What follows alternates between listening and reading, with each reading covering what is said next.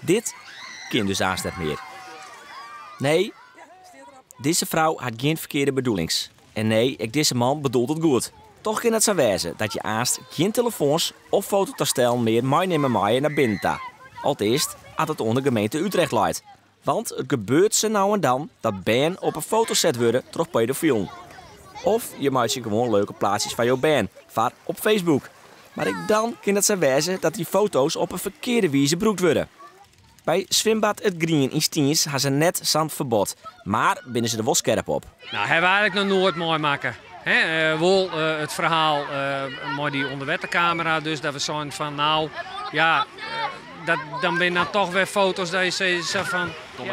Domme net. Net. Maar verder, ja, ik bedoel, Zinwurg, zorgens om die heen, als er 100 man binnenkomen, dan binnen 80 man met een telefoon in de hand. En zeg mij dan maar van wat er maar gebeurt. Boven dat is handhaven je heel dreig. Wanneer zit hij in te bellen, te twitteren of te appen?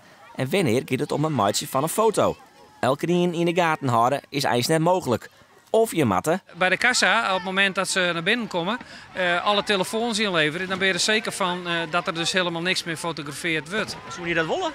Nou, ik denk het net, want A is het onpraktisch natuurlijk, want je maakt nooit de tijd, ik weet precies hoe het ziekje van welke telefoontoestel dat je hebben matten.